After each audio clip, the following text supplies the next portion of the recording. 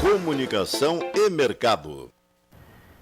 Ele é jovem, tem apenas 24 anos e assume uma responsabilidade muito grande dentro da área de comunicação, que é a área do planejamento e suas várias estratégias, né? Principalmente focado no comportamento das pessoas e até onde isso pode resultar resultados para a sua marca. Eu tenho o prazer de receber aqui nos estúdios da TV Litoral Sul o publicitário Jonathan Manique Barreto. Tudo bem, Jonathan? Tudo bem. Jonathan é responsável pelo setor de planejamento da agência Shopping de Ideias, trabalha dentro dessa área junto aos clientes da Shopping e é formado pela ESPN de Porto Alegre, isso? Isso aí. E por que planejamento? Por que essa ferramenta dentro da comunicação te chamou tanta atenção para se especializar nessa área? Sim. Na verdade, o planejamento ele surgiu... Quando eu fui para lá, eu nem sabia direito o que era o planejamento dentro da comunicação. Porque o planejamento ela era mais nova dentro da comunicação. Então é uma área que ainda tem poucos profissionais, ela ainda está se desenvolvendo e ainda está ganhando expressividade. A SPM ela é uma faculdade por si só que ela já puxa mais para essa parte de gestão.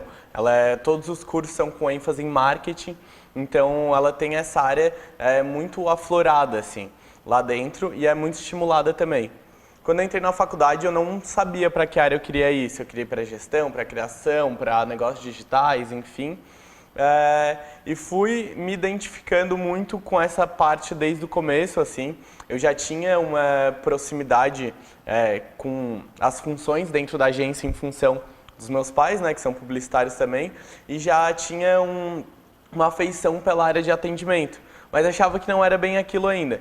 Então, quando eu tive a cadeira de planejamento, de fato, na faculdade, eu tive um professor, na verdade, que me inspirou muito, assim.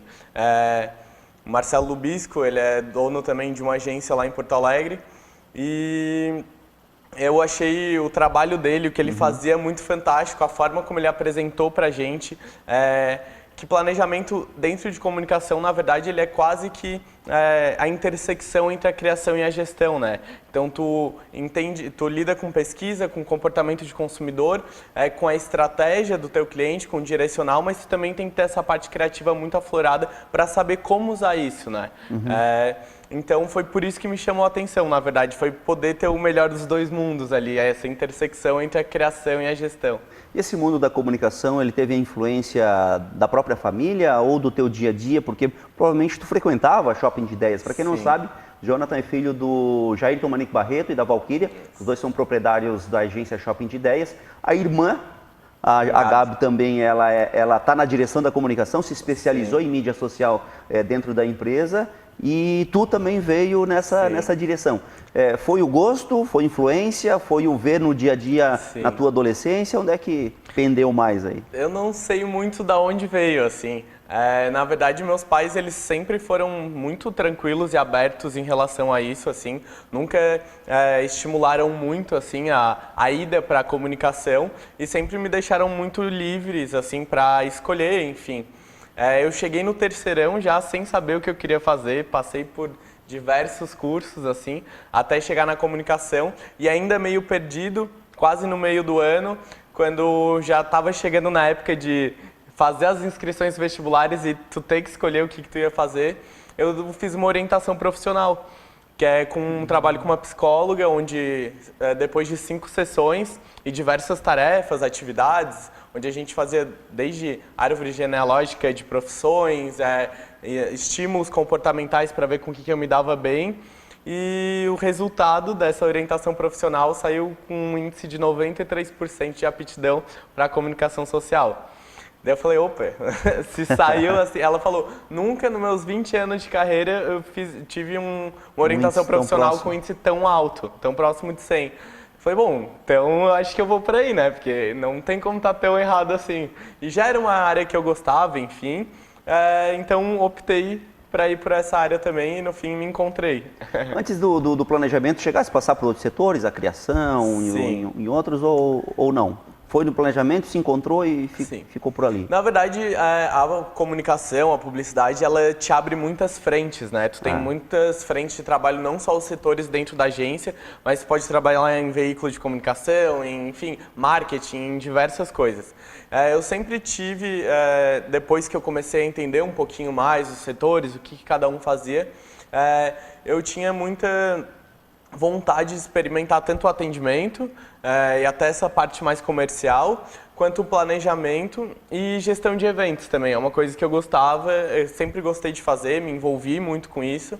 E então eu botei na minha cabeça que eu tinha que ter uma experiência com cada uma delas antes de fato começar a me desenvolver. Então eu entrei já no final do primeiro semestre na agência júnior da SPM e daí lá eu trabalhei 6 meses como atendimento e depois 1 ano como diretor comercial. Entendi. E depois fui para o mercado daí já como planejamento. E daí dentro do próprio planejamento passei por algumas frentes diferentes também. Primeiro planejamento de marketing, depois planejamento de comunicação. Depois eu trabalhei um tempo num veículo como planejamento comercial, com foco em comunicação, para justamente ter essa visão mais holística do negócio, assim. E realmente foi no planejamento mais voltado para o de comunicação mesmo que eu me achei, apesar de que as outras experiências foram super importantes para eu entender de fato o que eu queria fazer, assim. E a área de eventos também tive a possibilidade de trabalhar muito com isso, porque no ano que eu comecei a ir para o mercado, trabalhei com planejamento de marketing, eu também assumi a presidência da Atlética da SPM Sul. Então, um dos pilares da Atlética é eventos e era um pilar que eu trabalhei muito de perto assim para poder vivenciar mais isso. E também me deu uma bagagem legal nesse sentido. Mas não adianta, fui para o planejamento de comunicação, é isso que eu gosto de fazer e tento trazer um pouco das minhas outras experiências para o planejamento de comunicação para ficar mais rico, principalmente a questão do marketing, que está muito próximo. Mas a tendência, sim, é mais o planejamento de comunicação mesmo. A gente vai conhecer nesse primeiro bloco do Comunicação e Mercado um pouco mais dessa vivência, da expertise, falar mais sobre comunicação, sobre tendências. E no segundo bloco, talvez o telespectador tenha muito interesse sobre o que é esse danado desse planejamento. A gente está falando de planejamento que envolve uma parte fundamental da empresa que é o se preparar, né? Planejamento é o se preparar. Não tem como tu crescer sem tu se preparar pro que vem à frente aí. Então, fique ligadinho com a gente, porque logo a gente pode tirar aí várias dúvidas de vocês.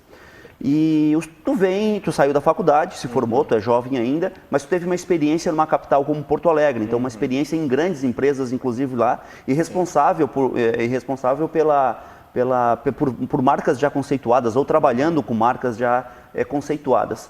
Tu sai de Porto Alegre, resolve vir para a agência Shopping de Ideias, imprime uma expertise talvez que tu traz de Porto Alegre. Por exemplo, a Shopping de Ideias, ela tinha na sua concepção, na sua experiência, na sua expertise, o setor público, o setor político.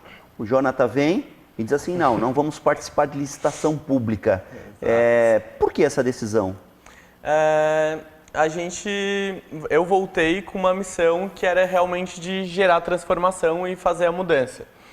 Eu estava bem em Porto Alegre, estabelecido, enfim, e conversei com os meus pais sobre a possibilidade da volta e foi justamente com essa sede de transformação que me fez voltar. Então a gente combinou algumas cartas brancas de mudanças para que a minha volta acontecesse e nada contra, enfim, o setor público. Acho que o trabalho de comunicação com o setor público tem que ser cada vez mais estressado, porque é uma forma de a gente estar melhorando a imagem, enfim, dos ambientes públicos que a gente está, tanto cidade, estado e projetos que são públicos que precisam ser melhores divulgados, mas é uma concepção, assim, de acreditar do Jonathan, assim. Eu acho que a gente pode desprender todo esse esforço que a gente tinha também e o desgaste que a gente tem com o setor público, que a gente sabe que tem, um processo de licitação, é um processo muito moroso, é um processo que geralmente tem algumas complicações, enfim, e que gera um desgaste dentro da empresa, que eu acho que esse tempo bem investido no setor privado, a gente consegue rentabilizar melhor e também gerar mais inovação. Eu voltei para a agência como planejamento e inovação. Então, uma das coisas que eu estou tentando trazer é justamente essa atualização de softwares, de sistemas, de modelo de trabalho, de ferramentas para usar na comunicação dos clientes, e também essa inovação é geralmente mais fácil de aplicar dentro do setor privado. Então, por uma série de fatores assim que corroboraram com isso. Também a gente teve um histórico muito grande de atender clientes do setor público, mas ultimamente a fatia diminuiu bastante dentro da agência, então acho que chegaram épocas aí em termos de, sei lá, 30%, 35%, hoje estava em 15%. 20%. Então, era algo que fazia diferença, claro, né? Ainda mais nesse cenário que a gente está. Qualquer fatia faz diferença, né? Mas já não era mais tão expressivo como era antigamente. Então, a gente entendeu que essa mudança ela ia vir para melhor, assim, para a gente conseguir direcionar energia em coisas que nos proporcionam fazer o que a gente está se propondo a fazer. E como é que foi convencer o Jairton? Porque o Jairton é uma pessoa que gosta da política. Sim. Ele gosta de participar, ele gosta dos bastidores, ele é atuante nesta área. Como é que foi o convencimento? Foi relativamente tranquilo, assim, a gente já tinha conversado um pouquinho sobre isso, então eu já vinha trabalhando aos poucos a cabeça deles nesse sentido.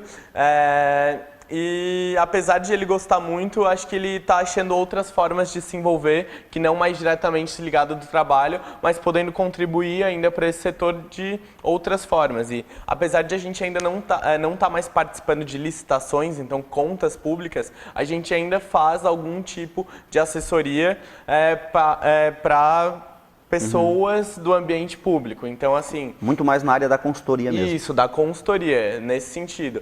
Então, assim, a gente não se afasta 100%, né?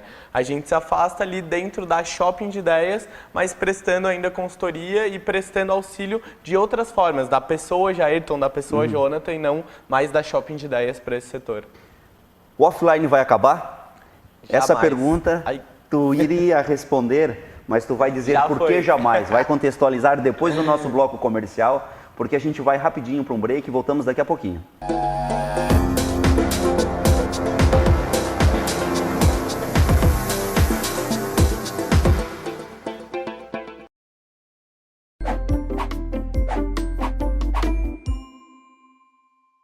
Quando devo controlar os cupins? Antes, durante ou depois do verão? Eu sou o Claudenir Machado e essa é mais uma dica Alpha Clean. Para você entender melhor, eu vou lhe explicar como funciona o comportamento dos cupins. Os cupins vivem em colônia e são liderados por rei e rainha. Esses podem ter a sua longevidade de até 50 anos e os mesmos, depois da sua morte, pode ser substituído. As suas colônias são divididas em castas, com funções diferentes. Cuidado com os ovos, alimentação e reprodução. Soldados, operários e reprodutores. Os soldados são identificados pela presença de mandíbula e pela cabeça mais escura. Eles são responsáveis pela proteção da colônia de predadores como formigas, entre outros. Os operários não possuem asa e são cegos, e sua função é alimentar a colônia. Os reprodutores, por sua vez, criam asas e estão prontos para liderar uma nova colônia, chamado o voo nupcial, a conhecida revoada, que acontece no início do verão. Nesse período, eles perdem as suas asas, acasalam e procuram fontes de madeira e abrigo para formar seu ninho. Acredita-se que 30% deles conseguem atingir a sua missão, porém 70% morrem mesmo antes de formar o seu par, devido a predadores e a ação do homem. Então, quando você deve efetuar a descupinização? Muitos pensam que fazer o serviço na revoada é a melhor solução. Porém, através dessa pulverização, você vai alcançar somente os insetos alados. O correto é você efetuar o controle a qualquer período do ano. O objetivo é alcançar o ninho onde os cupins estão instalados, mas vale a pena ressaltar que a pulverização é algo que funciona para cupins na revoada Então isso pode ser usado de uma maneira preventiva dentro da sua residência, desde que não esteja infestada com os cupins. Se você gostou, curta esse vídeo e se inscreva no nosso canal. E você já sabe, onde a alfa vai, tudo fica clean.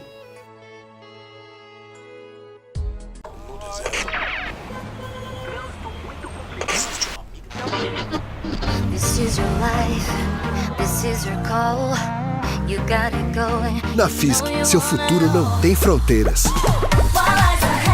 A rapidez do Speed com a interatividade do CyberFisk. Seus sonhos acontecem. Vem pro mundo. Vem pra Fisk.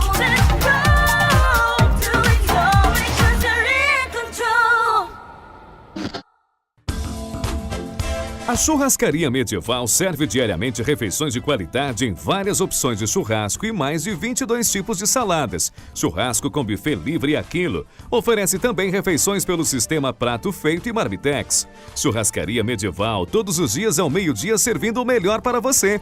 Em Criciúma, na rua 7 de setembro, 115, Fundos da Colina Veículos. Fone 48 3433 2811. Quer ir para Paris e ainda levar um acompanhante? A Latam Travel quer premiar você. Vá até a nossa loja no Giasse do Santa Bárbara e veja como participar. Não perca esta oportunidade de conhecer a França, um dos países mais visitados da Europa. Compre seus pacotes de viagem conosco e concorra a 5 noites mais aéreo com acompanhante. Paris te espera e nós da Latam Criciúma também. Latam Travel Criciúma, oportunidades imperdíveis para você.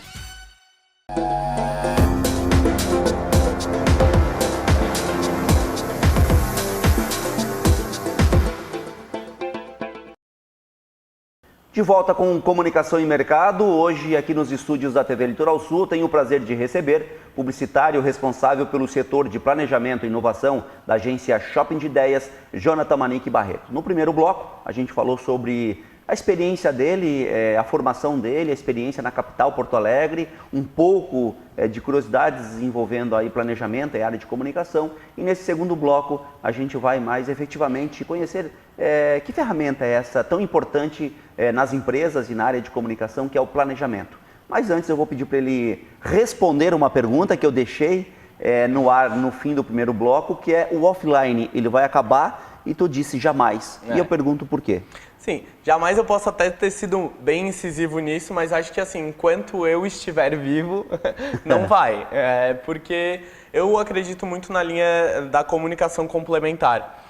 Muito se falou em vários veículos mais tradicionais, a morte desses veículos, na diminuição, só que na verdade a TV, por exemplo, comparado aos últimos 10 anos, tem mais visualizações, mais pessoas estão assistindo TV por mais tempo do que há 10 anos atrás. Claro, isso está ligado ao acesso de muitas pessoas à TV que não tinham, mas mesmo as pessoas que já tinham acesso à TV, elas seguem vendo TV.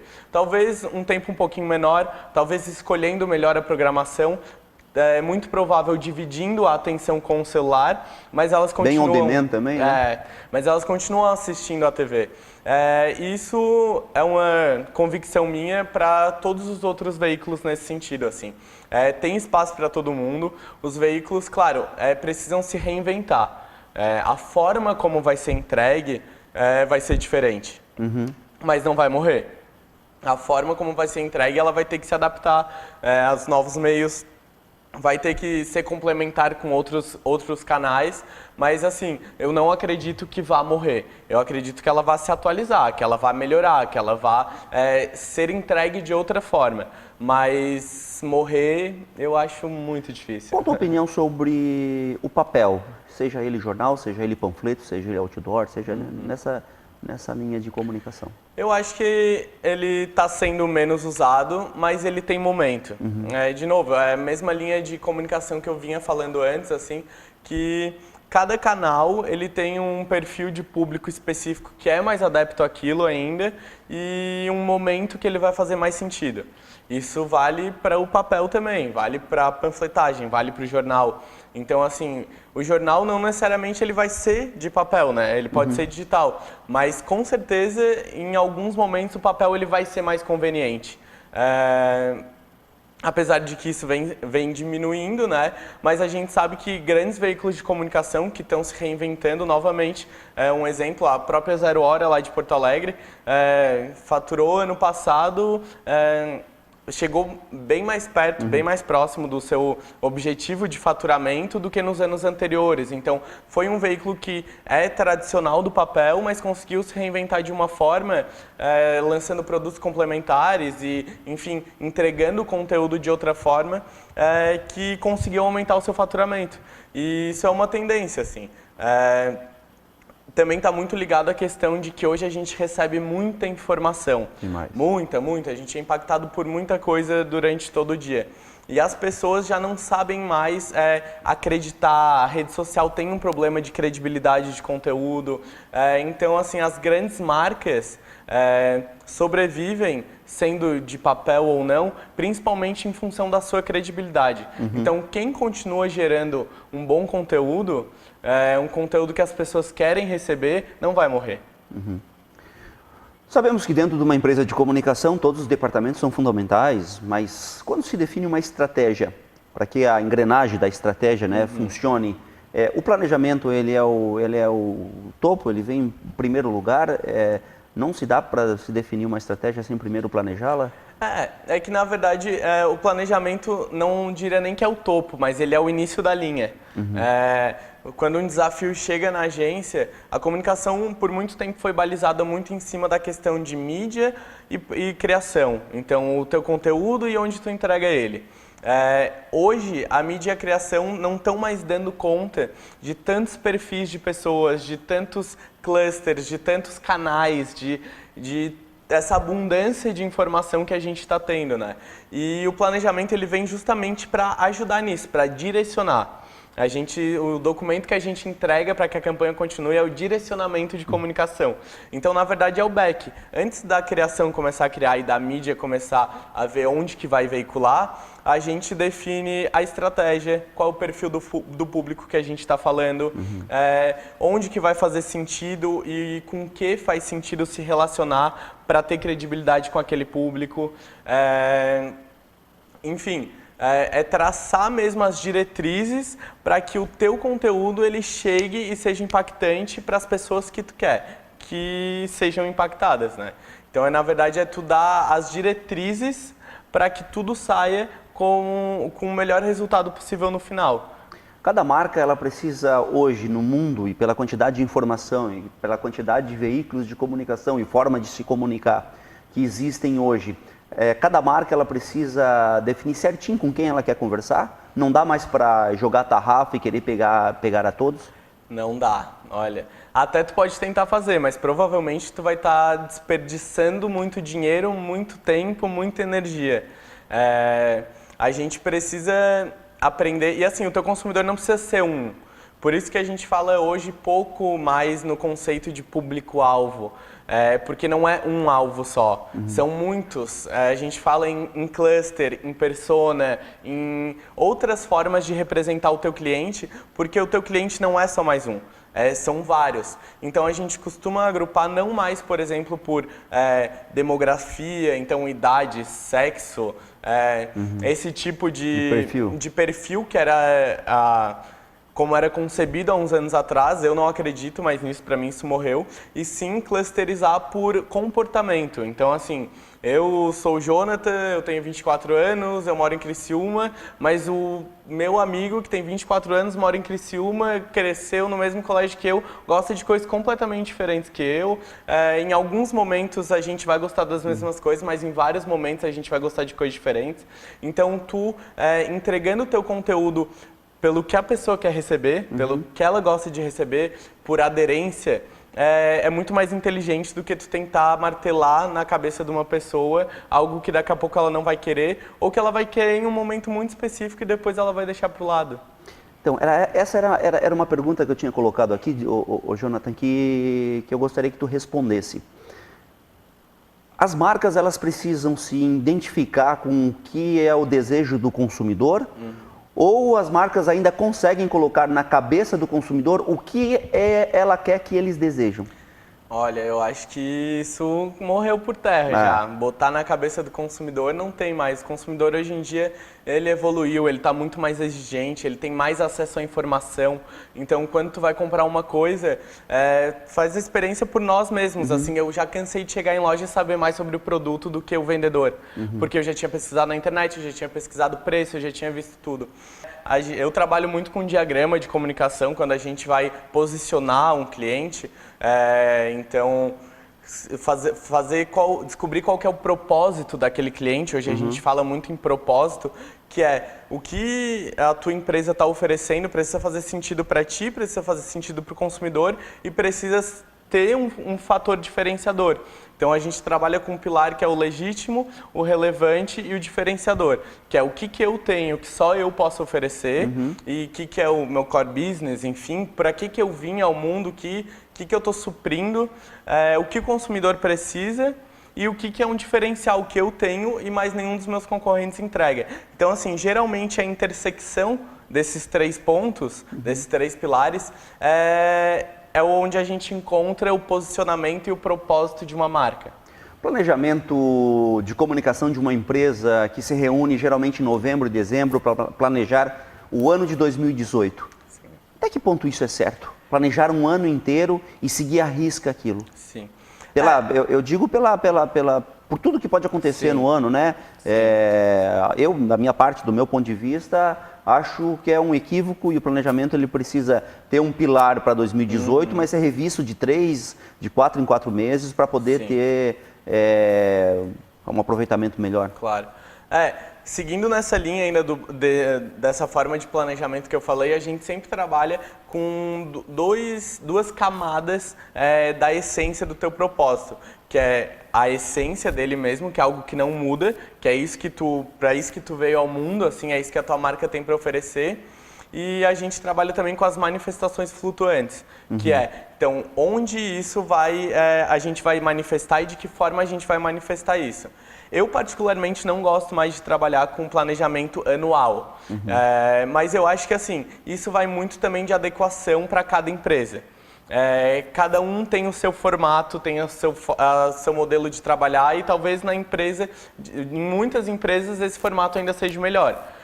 Eu gosto de trabalhar sempre olhando o ano, então tendo as diretrizes do ano, mas a gente quebrando o planejamento de 3 em 3 meses.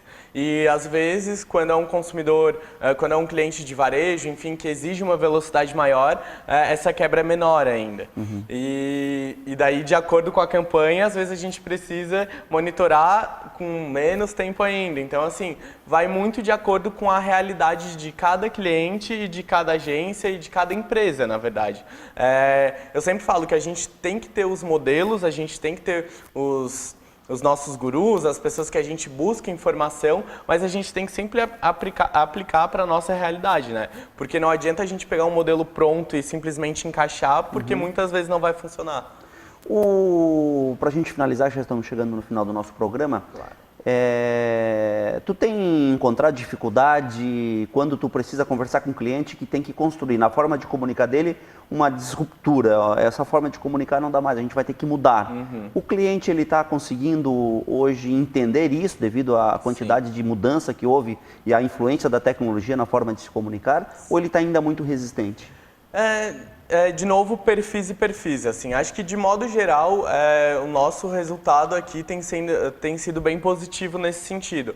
Porque eu acho que se tu mostra o resultado, tu mostra essa nova perspectiva, esse novo mundo, essa nova forma de comunicar da forma certa, mostrando que tem resultados, e sem ser uma quebra brusca, então mesclando as duas coisas, tu consegue ter um bom resultado com o cliente, porque o cliente vê o resultado de fato, né?